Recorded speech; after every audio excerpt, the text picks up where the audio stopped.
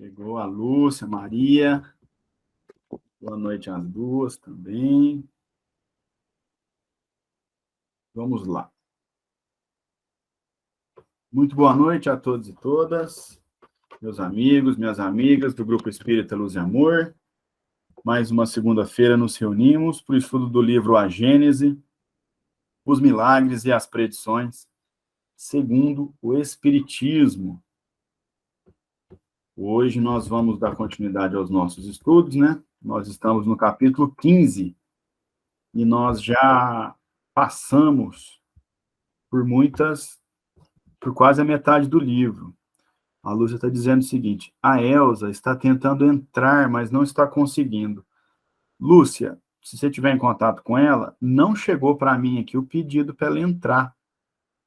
Pede para ela clicar no link lá do grupo, talvez ela seja algum problema no login dela, né, do programinha que a gente usa aqui, esqueci como é que chama esse programinha aqui, o Meet. Beleza. Bom, enquanto a Elza vai entrando aí, nós estamos estudando a Gênese e já estamos praticamente no meio do livro, né? Já passamos a parte que trabalhava a Gênese, estamos trabalhando agora a parte que toca a questão dos chamados milagres, que toda reunião eu repito no começo que não são milagres, né? Para que fique bem sedimentado aí, né? São fatos que nós desconhecíamos, especialmente na época em que foram praticados, né? Jesus, utilizando-se da sua envergadura moral, da sua envergadura intelectual, né? Um espírito que está muito acima de nós, ele tinha esse domínio e, portanto, na sua missão de ensinar a lei do amor, ele foi utilizando, né? Enfrentando um conservadorismo da época, né? De que não se podia trabalhar no sábado, de que se não podia fazer isso, fazer aquilo, ele foi trazendo uma evolução à lei de Moisés, né? Sendo, então, portanto, a segunda revelação, Jesus veio trazer a lei do amor na prática, né? Ensinando a igualdade, a não discriminação, e por aí vai que a gente tem aprendido. Então, a gente está entendendo que os chamados milagres, na verdade, eram essas práticas que ele fazia.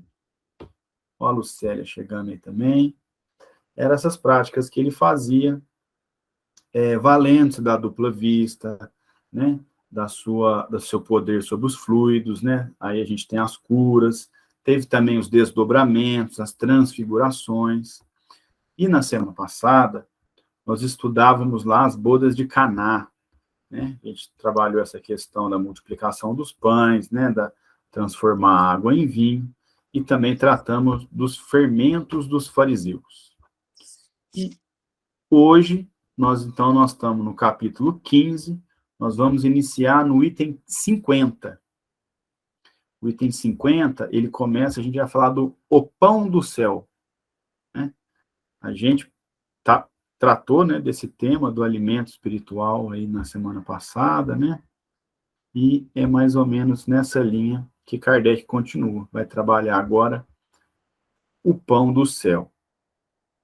Lembrando que nosso estudo aqui é horizontal, nós estamos numa mesa redonda, então todos fiquem à vontade para se manifestar quando quiserem. Então, vamos lá. Capítulo 15, item 50, o pão do céu. No dia seguinte, o povo que permanecera do outro lado do mar notou que lá não chegara outra barca e que Jesus não entrara na que seus discípulos tomaram, que os discípulos haviam partido sós. Bom, só para relembrar esse pedacinho, acho que a gente até leu na semana passada, né? Mas a gente vai começar de novo para poder engatar o raciocínio. Então, no dia seguinte, o povo que permanecera do outro lado do mar notou que lá não chegara outra barca e que Jesus não entrara na que seus discípulos tomaram, que os discípulos haviam partido sós. E como tinham chegado depois outras barcas de Tiberíades, perto do lugar onde o Senhor, após render graças, os alimentara com 5 pães. E como verificassem por fim que Jesus não estava lá, tampouco seus discípulos entraram naquelas barcas e foram para Cafarnaum em busca de Jesus. E tendo-o encontrado além do mar, disseram-lhe: Mestre, quando vieste para cá? Jesus lhes respondeu: em verdade vos digo que me procurais, não por causa dos milagres que vistes, mas porque eu vos dei pão a comer e ficastes saciados. Trabalhai por ter, não o alimento que perece, né, que estraga, mas o que dura para a vida eterna, e que o Filho do Homem vos dará, porque foi nele que Deus, o Pai, imprimiu o seu caráter. Então vejam, né? Jesus estava nesse diálogo, dizendo para as pessoas que o seguiam: vocês não vieram aqui por causa dos feitos, dos meus feitos, né? Do milagre. Vocês me vierem aqui, se vocês vieram até mim, porque eu lhes dei de comer e vocês ficaram saciados, né? Está falando de uma forma alegórica o quê? Vocês gostaram do que eu ouvi. Vocês estão vindo aqui para ouvir mais, né? Porque vocês ficam satisfeitos com isso. Porque, gente, se ler os feitos de Jesus já é bom, imagina ouvir da boca dele o banquete, né, que devia ser. Então, de fato, Jesus preenchia os vazios existentes nas pessoas. Porque falava de perdão, falava de amor, falava de coisas que até então as pessoas tinham, né, uma semente, tinham um pouco de conhecimento, mas Jesus escancarava, né, curava os doentes, ia até os doentes, então ele trazia uma nova ordem, no sentido de que estava ensinando para a gente dividir o pão, para a gente dar atenção para as pessoas doentes, né, para não excluir os deficientes, como se fazia muito na época, para não julgar, né, como é o caso famoso de Maria Madalena, e por aí vai. Continuando, então. Perguntaram-lhe eles: que devemos fazer para produzir obras de Deus? Respondeu-lhes Jesus: a obra de Deus é que creiais no que ele enviou. Perguntaram-lhe então: que milagre operarás que nos faça crer vendo-o? Que farás de extraordinário? Nossos pais comeram o maná no deserto, conforme está escrito. Ele lhes deu de comer o pão do céu. Então, as pessoas falaram para Jesus, né? Que milagre que você vai fazer? Que coisa extraordinária é essa que você vai fazer? Né? Porque eles lembraram de Moisés, maná é como se fosse um biscoito da época que eles faziam com semente triturada, né? Então, que seria esse o pão do céu, né? Que você? Então eles falaram assim: nossos pais, né, os antepassados, comeram o maná no deserto, conforme está escrito. Ele lhes deu o pão do céu, né? E aí Jesus vem e responde: ó, Jesus lhes respondeu: em verdade vos digo que Moisés não vos deu o pão do céu. Meu Pai é quem dá o verdadeiro pão do céu. Porquanto o pão de Deus é aquele que desceu do céu. E eu perdi, achei. Pão, vos digo que Moisés não vos deu o pão do céu. Meu Pai é quem dá o verdadeiro pão do céu. Porquanto o pão de Deus é aquele que desceu do céu e que dá vida ao mundo. Disseram-lhe eles então: Senhor, dá-nos sempre esse pão. Jesus lhes respondeu: eu sou o pão da vida. Aquele que vem a mim não terá fome, e aquele que em mim crê não terá sede. Mas eu vos disse, vós me tendes visto e não credes. Em verdade vos digo, aquele que crê em mim tem a vida eterna. Eu sou o pão da vida. Vossos pais comeram o maná do deserto e morreram. Aqui está o pão que desceu do céu, a fim de que quem dele comer não morra.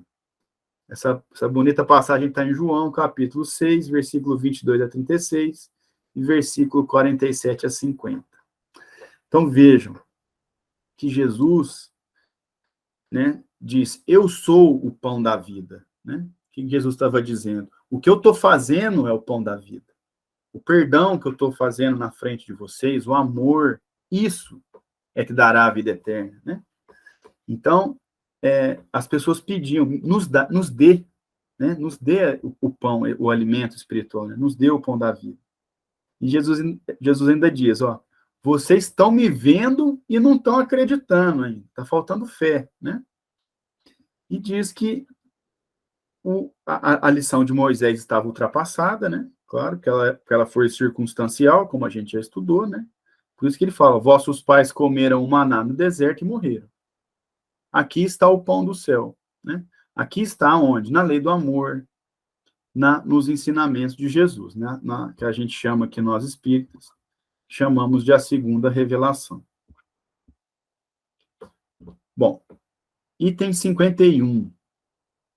Na primeira passagem, lembrando o fato precedentemente operado, Jesus dá claramente a entender que não se tratara de pães materiais, pois, a não ser assim, careceria de objeto a comparação por ele estabelecida com o fermento dos fariseus. Abre aspas. Ainda não compreendeis, diz ele, e não vos recordais de que 5 pães bastaram para 5.000 pessoas, e que 2 pães foram bastante para 4.000?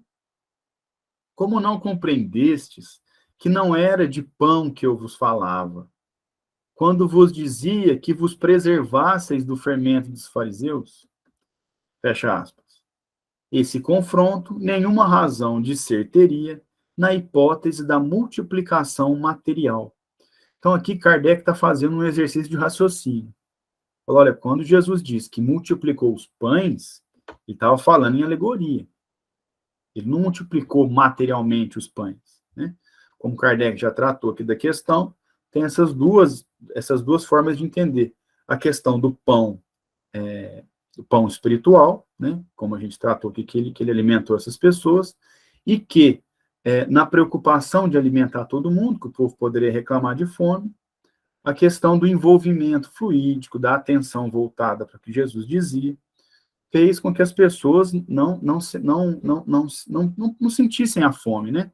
Como eu comentei aqui, que às vezes acontece, a gente está assistindo um filme muito bom, a gente fica muito concentrado, ou fazendo uma prova, ou escutando uma palestra, a gente nem percebe que está com vontade de ir no banheiro, ou está com fome, porque a nossa atenção está muito voltada para aquilo. Então, Kardec aqui vai falar para nós, olha, não faria sentido esse diálogo, que eu li agora entre aspas, se Jesus tivesse feito uma multiplicação material dos pães. Ele não fez uma multiplicação material dos pães. Tanto que tem essa parte que ele diz, ainda não compreendeis e não vos recordar... Não, cadê? Não é isso não. Como não compreendestes que não era o pão que eu vos falava, né? Não era de pão, de alimento, né? Era desse preenchimento espiritual, desse pão espiritual. E aí ele conclui essa parte dizendo o seguinte, o fato fora de si mesmo muito extraordinário para ter impressionado fortemente a imaginação dos discípulos, que, entretanto, pareciam não mais lembrar-se dele. Kardec continua o raciocínio dizendo assim, ó, é também o que não menos claramente ressalta do que Jesus expendeu sobre o pão do céu, empenhado de fazer que seus ouvintes compreendessem o verdadeiro sentido do alimento espiritual. Abre aspas. Trabalhai, diz ele, não por conseguir o alimento que perece, mas pelo que se conserva para a vida eterna, e que o Filho do Homem vos dará. Esse alimento é a sua palavra, pão que desceu do céu e dá vida ao mundo. Abre aspas de novo. Eu sou, declara ele, o pão da vida. Aquele que vem a mim não terá fome, e aquele que em mim crê nunca terá sede. Então vejam que Jesus, nessa fala, ele diz, trabalhai não por conseguir o alimento que perece. O que é o alimento que perece? São os bens materiais. É o que a gente vê em várias doutrinas, até fora da religião, as pessoas dizendo, mora numa casa menor, faz meia hora extra. Vai brincar com seus meninos, vai passear com seu companheiro, né? Vai visitar sua mãe, vai conversar com seus amigos, porque esse é o alimento espiritual. Esse alimento não perece, um amor que a gente tem pelos amigos, pela família.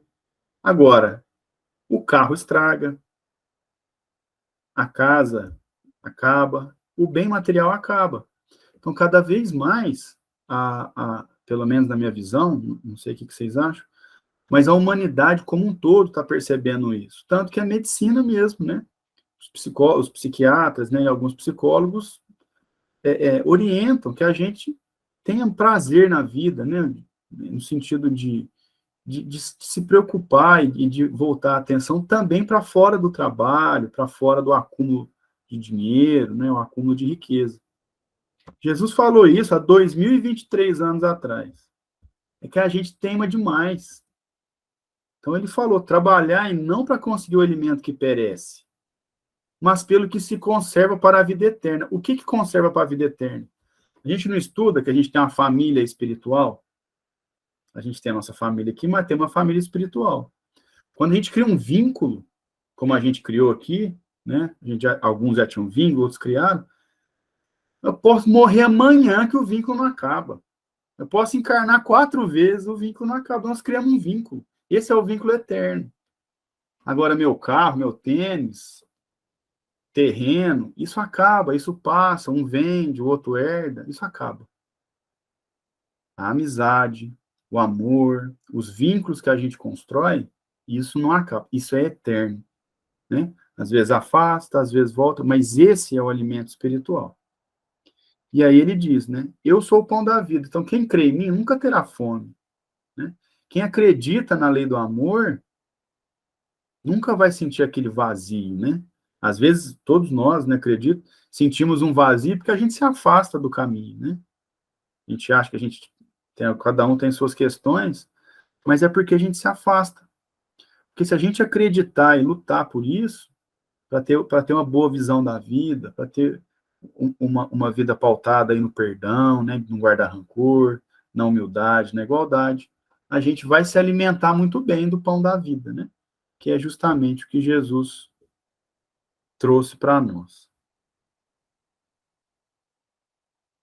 Ele continua dizendo assim, ó, tais distinções, porém, eram por demais sutis para aquelas naturezas rudes, que somente compreendiam as coisas tangíveis, né? Ou seja, as coisas tocáveis. Então, se diferenciar o pão espiritual do pão material, hoje a gente entende. Mas a gente entende assim, né? Temos que estudar, conversar e tal. Vocês imaginam 2023 anos atrás, 2020 e poucos anos atrás. As pessoas tinham uma dificuldade enorme de entender algo que não dá para encostar, né? Os conceitos de que a gente trabalha hoje, né, de amizade, mágoa, felicidade, eles foram sendo desenvolvidos ao longo do tempo, na filosofia, nas ciências sociais, nas religiões. Naquela época era muito difícil essa diferença, né? Para eles, o que eu estou vendo é o que existe. Então, era muito difícil, nós éramos muito rudes. Então, essa distinção de pão material e pão espiritual era muito complexa para eles entenderem. Kardec continua. Para eles, o maná que alimentara o corpo de seus antepassados era o verdadeiro pão do céu. Aí é que estava o milagre. Porque eles acreditavam que o maná, esse alimento, né, que se produzia de semente, né, que eu falei, Para eles, aquele era o pão do céu. Então, era uma coisa física. Então, aí era milagroso, porque se você comer um biscoito, um pão, e conseguir essa elevação, né, essa vida espiritual e tal, aí que morava o milagre. Né? E aí Kardec continua. Se, portanto, houvesse ocorrido materialmente o fato da multiplicação dos pães, como teria ele impressionado tão fracamente aqueles mesmos homens, a cujo benefício essa multiplicação se operara poucos dias antes, ao ponto de perguntarem a Jesus: que milagre farás para que, vendo-o, te creiamos? Que farás de extraordinário? Ou seja, se Jesus tinha acabado de fazer um milagre, aí os caras vêm uma semana depois e falam: e aí, o que você vai fazer hoje para nos fazer crer? Né? Ou seja, uma necessidade física muito grande. Né? Eles entendiam por milagres os prodígios que os fariseus pediam, isto é, sinais que aparecessem no céu por ordem de Jesus, como pela varinha de um mágico. Então, milagre seria isso, né? E a gente vê até hoje, né, as pessoas... já ouvi algumas pessoas falando assim que estavam num momento difícil, né, e falam: Jesus, Deus, me dá um sinal para eu acreditar em você. Mais sinal, né? Precisa de uma questão física para poder tocar o coração, né? Precisa de uma manifestação física para acreditar. E, guardadas as proporções, é o que muita gente fala do espiritismo, né? Ah, então existe espírito mesmo? Então vamos ver aí se ele faz tal coisa. Como se fosse necessário uma manifestação física para que se provasse alguma coisa, né? E aí ele conclui dizendo: ora, o que Jesus fazia era extremamente simples e não se afastava das leis da natureza. As próprias curas não revelavam caráter muito singular nem muito extraordinário. Para eles, os milagres espirituais não apresentavam grande vulto. Né? Então, esse pensamento muito rude, muito físico, dessa necessidade, quando, na verdade, a, as lições de Jesus eram suficientes para que se acreditasse, né, que ele era um ser muito superior, né, na palavra deles, os Messias, na nossa, um espírito de luz. Né? Então, às vezes, a gente tem que se policiar, que a gente tem esse resquício, né, de que o povo brinca, né, que é São Tomé. Se não vê, não... Então, a gente tem que... a questão é com que olhos que você quer ver, né? Então, me preocupa muito uma pessoa querer ir no centro para ver uma manifestação. Vai para outro lugar, cara. Ninguém está preocupado com a manifestação aqui. A gente quer trabalhar, quer orientar os espíritos, né? Então, é por isso que a gente vê que, às vezes, chega muita gente no centro e não fica. Porque o que ela está procurando, o centro espírita não vai apresentar, né? Se a pessoa está procurando um show, que ela vai em outro lugar. Né? Muito bem.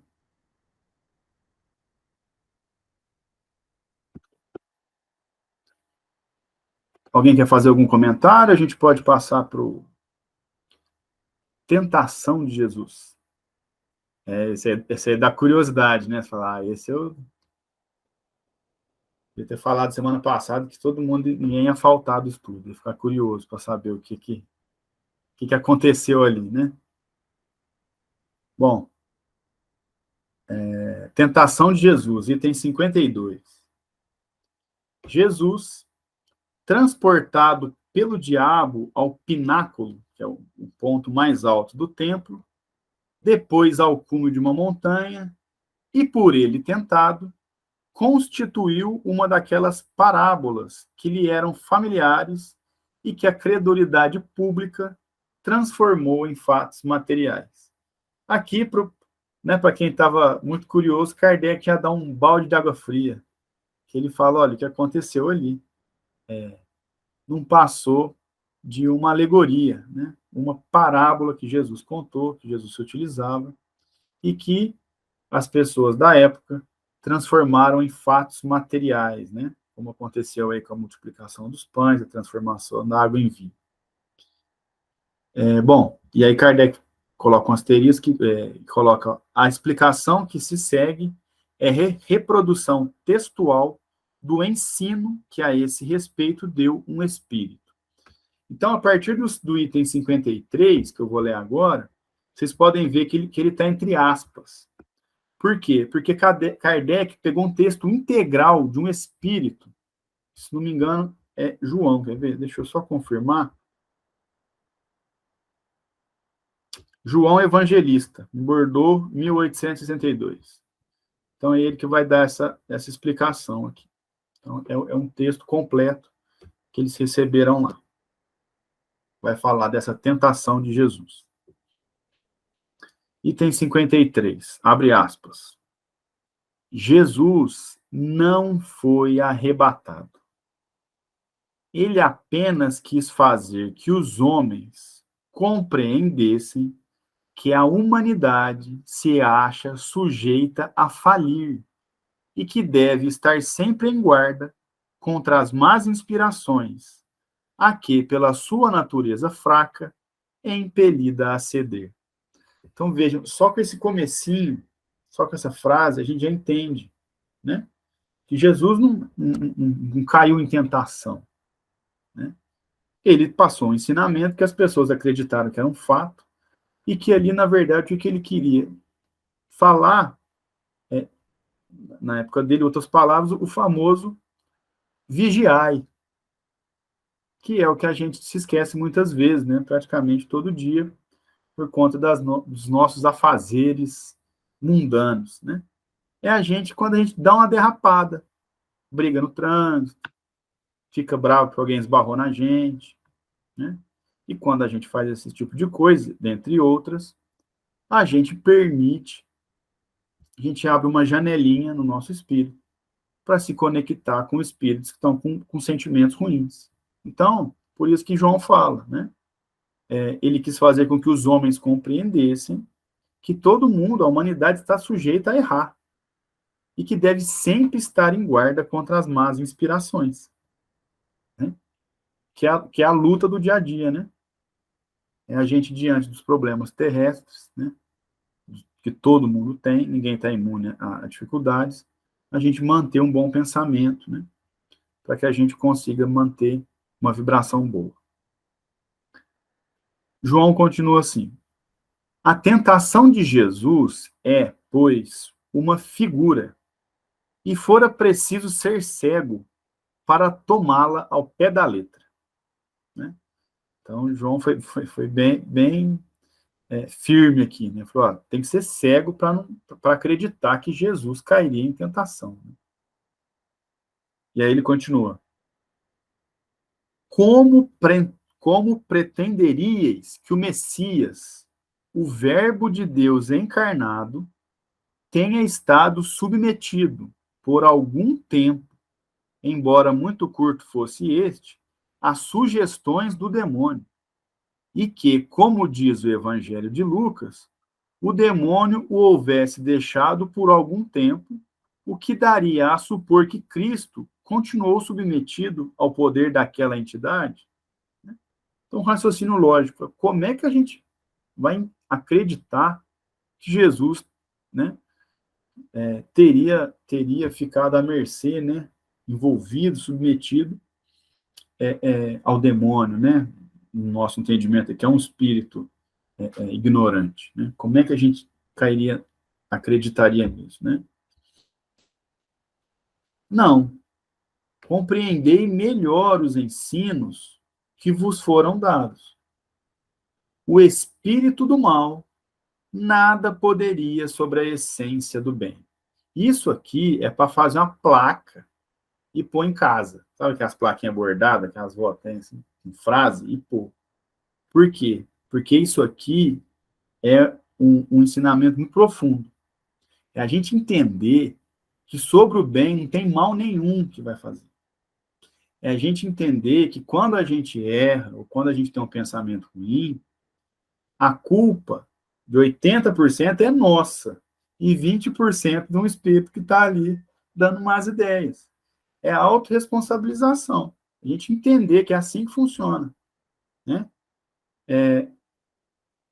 Como que poderia um espírito de luz cair numa tentação, por exemplo, né? Ser submetido. Pô, se Jesus não dá conta de manter a vibração alta, como é que nós vamos conseguir? Não faz sentido, né? Então, acreditar nisso, acaba muitas vezes, em alguns entendimentos, que a gente culpa sempre o outro. Ou, no nosso caso aqui, o espírito obsessor, ou em algumas religiões, o demônio. Ah, não, eu fiz isso, é que o demônio se apossou de mim. Quando a gente faz isso, a gente retira a nossa responsabilidade sobre os nossos atos, o que não faz parte da lei da natureza, da lei de causa e efeito, do livre-arbítrio, né? Então, quando a gente lê o espírito do mal, nada poderia sobre a essência do bem, é a gente entender qual que é a lei divina. Porque se pudesse o mal superar o bem, a gente seria, as nossas atitudes estariam atadas. Então não adianta nada eu querer crescer e fazer o bem se puder vir alguém me atropelar, né? Então, é muito importante a gente entender isso. Essa explicação de João é muito boa. Então, o espírito do mal nada poderia sobre a essência do bem. Ninguém diz ter visto Jesus no cume da montanha, nem no pináculo do templo. Certamente, tal fato teria sido de natureza a se espalhar por todos os povos. Então ele está falando, olha, ninguém viu ele lá onde ele falou que estava, quando ele usou essa alegoria, né? Se tivesse estido lá, com certeza esse fato se espalharia pelos comentários da época. A tentação, portanto, não constitui um ato material e físico. Quanto ao ato moral, né, então ele está descartando já a questão fática, ele vai falar da questão moral. Quanto ao ato moral, admitiríeis que o espírito das trevas pudesse dizer àquele que conhecia sua própria origem e o seu poder: adora-me, e eu te darei todos os remos da terra. Desconheceria então o demônio a quem fazia tais oferecimentos?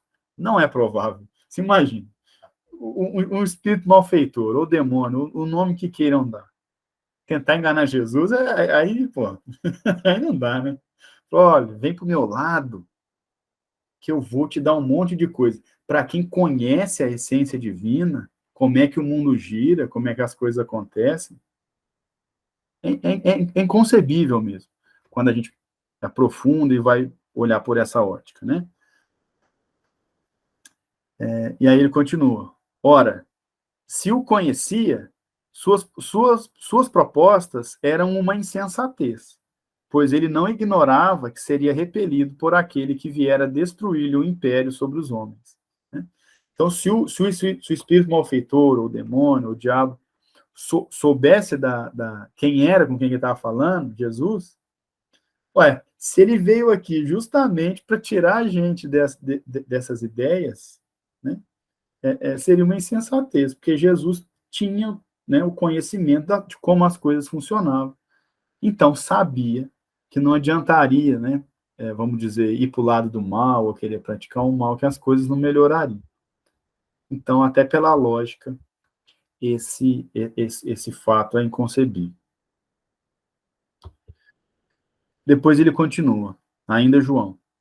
Compreendei, portanto, o sentido dessa parábola, que outra coisa aí não tendes, do mesmo modo que nos casos do filho pródigo e do bom samaritano, né? Não foram fatos que ocorreram, foram parábolas. A tentação também, assim como o filho pródigo e o bom samaritano. Aquela mostra os perigos que correm os homens, se não resistem à voz íntima que lhes clama sem cessar. Podes ser mais do que és. Podes possuir mais do que possuís. Podes engrandecer-te, adquirir muito. Cede à voz da ambição, e todos os seus desejos serão satisfeitos. Ele está se referindo aqui à parábola do filho pródigo, né? Que já tinha muito, ainda sai querendo mais e tal. ela vos mostra o perigo e o meio de o evitardes, dizendo as más inspirações, retira de Satanás, ou por outras palavras, vai-te tentação. Né?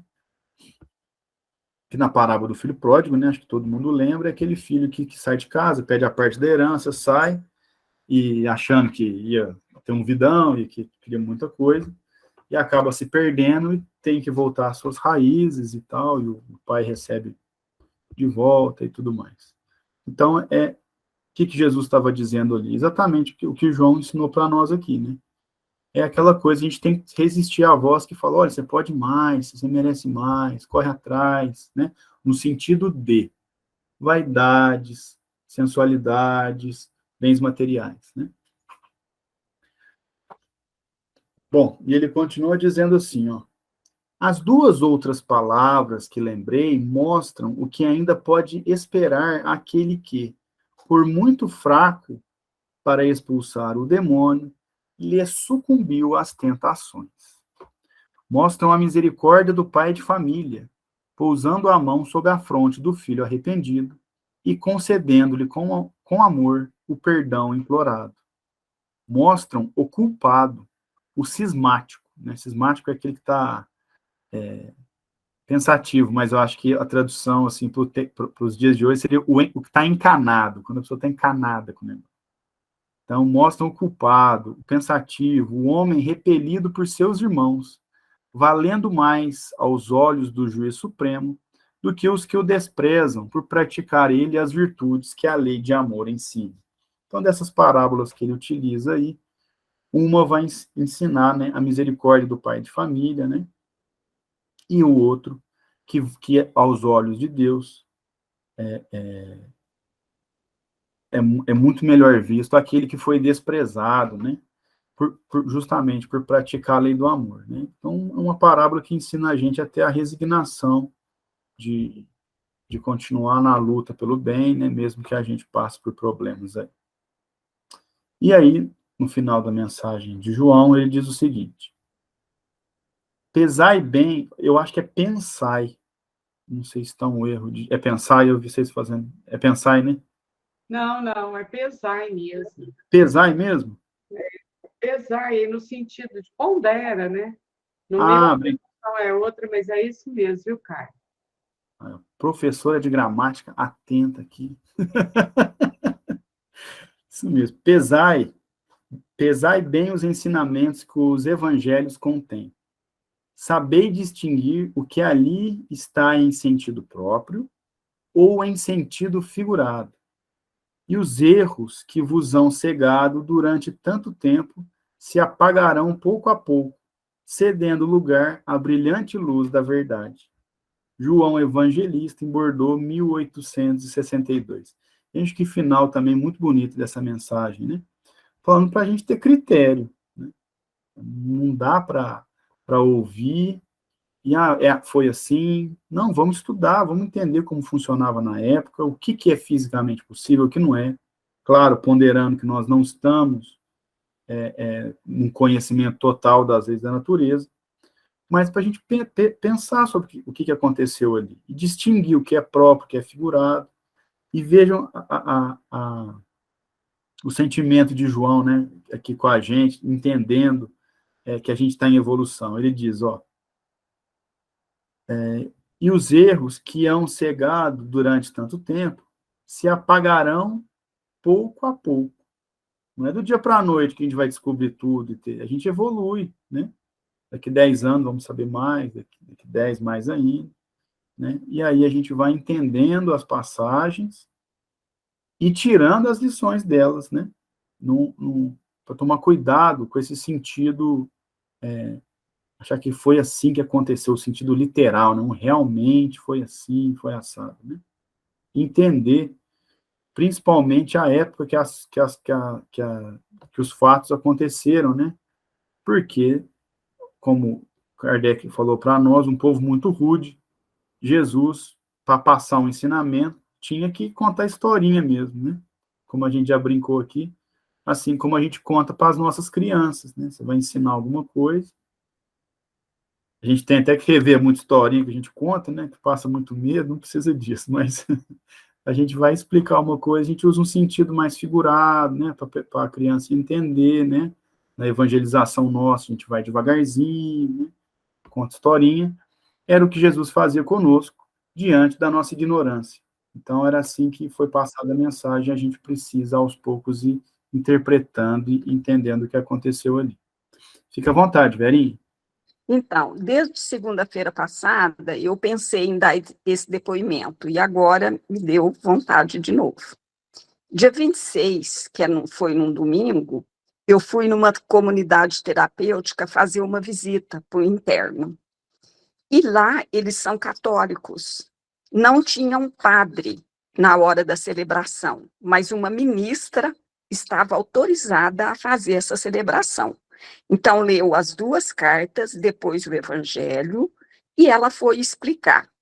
E ela se referiu muito ao diabo como encardido, que as pessoas dão abertura para o encardido, então o encardido faz assim, ela foi explicando. Depois, ela disse que o amor de Jesus é o que orienta, que é bom, e ela pediu que os internos ficassem em volta do altar, e os pais, os familiares fossem lá e abraçassem eles. Gente, ela conduziu de uma forma tão linda, todos nós choramos. Então, assim, naquele momento, eles estavam todos sendo amparados pelos espíritos amigos. E, assim, foi muito interessante, que até os homens choraram. Foi um momento único ali, sabe? Então, apesar dela ter se referido assim, é o que eles entendem, né? Não é, eles não entendem que é um espírito que está em sofrimento e tal, e sim como demônio, né? Mas olha para ver onde chegou depois a situação.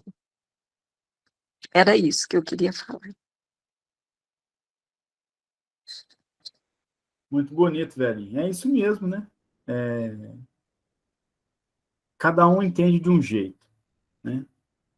E assim como a gente está falando aqui, que a gente tem que extrair a mensagem de Jesus, eu penso que é a mesma coisa, né? Você vai numa palestra, num culto, enfim, a gente tem que extrair, independente dos termos que são usados, né, de quem está falando, extrair justamente a mensagem. Então, ela conseguiu aí tocar, né, porque são pessoas que precisam mesmo desse toque, né, das famílias, né, e também das pessoas que estão em tratamento, e essas pessoas são importantíssimas nesse tipo de tratamento, né. Então, é a mensagem final, né, eu falo porque minha família não é espírita, né, então, de vez em quando eu vou numa missa, alguma coisa assim, e tem que tentar tirar ali a mensagem principal. Às vezes a gente pode até discordar de uma coisinha ou outra, mas isso aí é um detalhe, né, que passa a ser insignificante diante do tamanho da obra, né, que essa ministra fez aí, né, que é reunir a família, reunir as pessoas nesse sentimento bom. E pode ter certeza que, acreditando ou não, estava cheio de espírito trabalhador ali, da família espiritual de cada um dos participantes lá. Isso é com toda certeza, né? Muito bem, alguém quer fazer mais algum comentário? Pode ficar à vontade.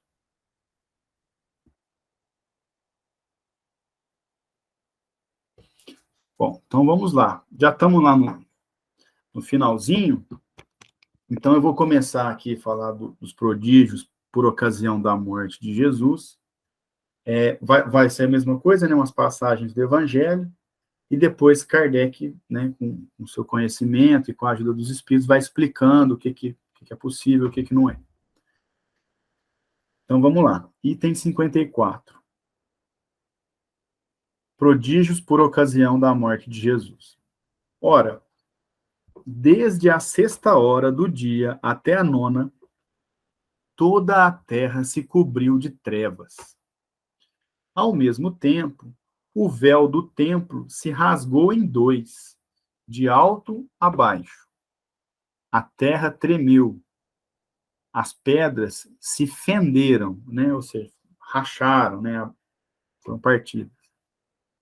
Os sepulcros se abriram e muitos corpos de santos que estavam no sono da morte ressuscitaram. E, saindo de seus túmulos após a ressurreição, vieram à cidade santa e foram vistos por muitas pessoas.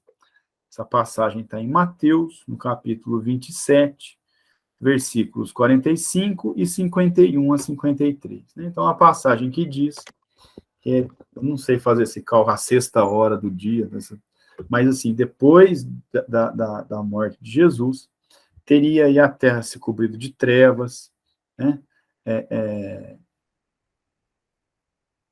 A terra tremeu, as pedras racharam, e que alguns corpos de pessoas que já haviam morrido, né, de santos, ressuscitaram e foram vistos por muitas pessoas.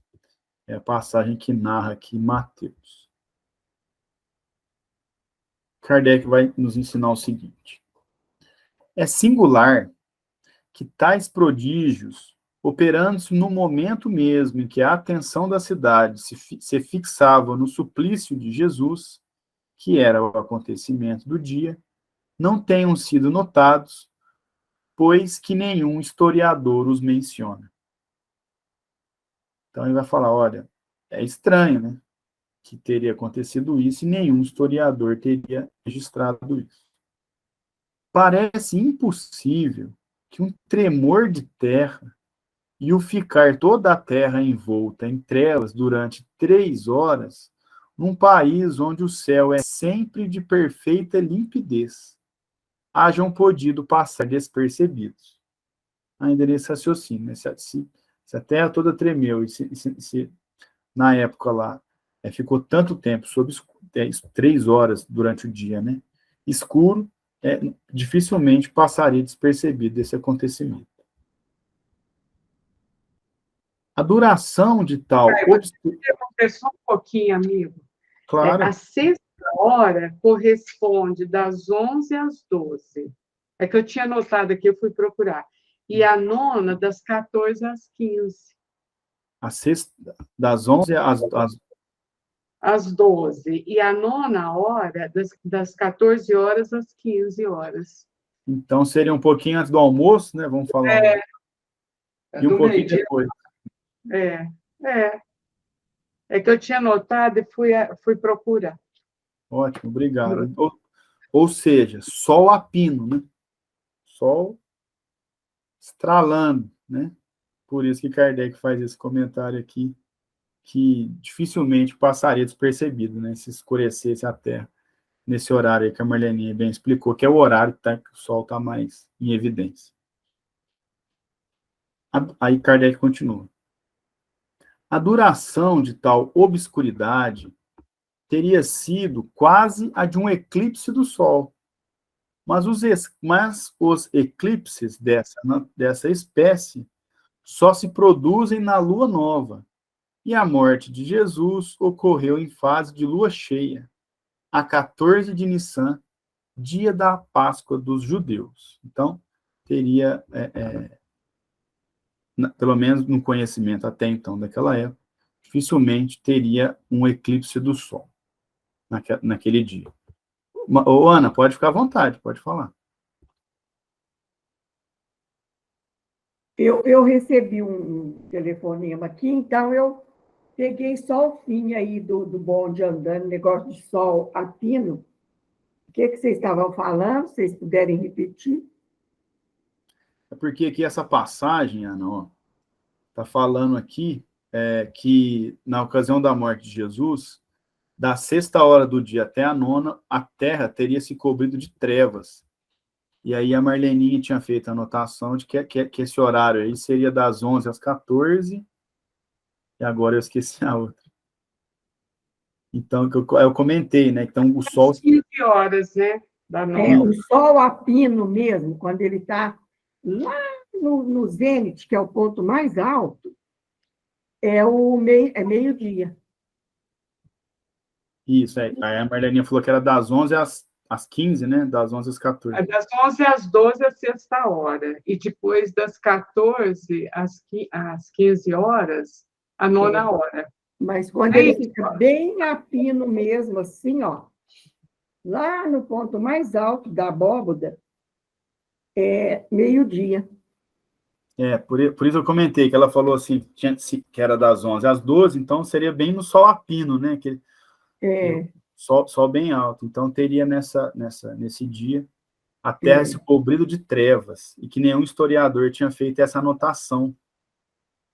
Por isso que Kardec fala que seria praticamente impossível isso, porque, né, na hora que o sol está mais exposto, uma escuridão seria registrada. E eu vi o filme, Marlene, que a Elza recomendou, eu vi aquele dia mesmo, Ressurreição, e no filme mostra essa parte aí, sabe? Da muralha se partindo, do tremor de terra, né? Porque o que ocorreu foi um terremoto, que aquela região ali tem uma falha, então ocorre mesmo terremoto naquela região. Mas uma coincidência, né? A terra tremer justamente naquele dia, né? Naquele horário em que estava sendo consumada a crucificação, a morte de Jesus. E é muito interessante o filme, depois vocês veem, chama Ressurreição. Vocês lembram que a Elza recomendou, né? Eu quero assistir. Porque o Pilatos, ele mandou um centurião lá procurar o corpo de Jesus que havia desaparecido, né? E nessa busca aí, o centurião acaba presenciando, juntamente com os discípulos, o aparecimento de Jesus para Tomé, para os discípulos, quando eles estavam lá fazendo a pesca milagrosa, e pegaram os peixes, né? E foram tomar refeição. Aí Jesus fica ali entre eles, come com eles, e o centurião estava lá. E ele acabou se convertendo. Mas é interessante ver o filme mesmo. Isso aí. E aí Kardec vai tratar disso aí que a Ana disse mesmo, desse terremoto, dessas rachaduras nas pedras, né? Dessa escuridão, à luz da razão e do espiritismo, né? Vai tentar não, vai fazer, que ele consegue. Vai tirar esse véu do milagroso, né? Vai tirar esse véu para a gente poder entender o que se passou ou o que pode ter se passado. Pode falar, Ana, fica à vontade. Seu microfone está desligado, Ana.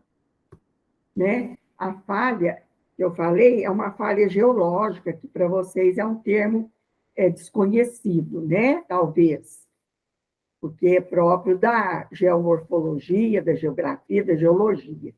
Então, é justamente o ponto de encontro ali de duas placas tectônicas, entre duas placas.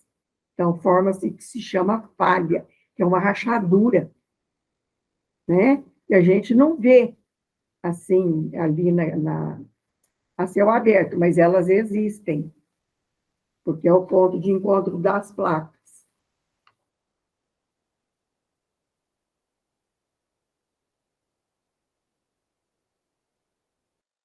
Essas placas se encontram, a possibilidade de terremoto é muito grande, porque as placas acabam se chocando umas com as outras, ou então introduzindo uma embaixo da outra, ou choca, né? Elas se encontram assim, esbarra, resvala uma na outra assim, provoca o terremoto.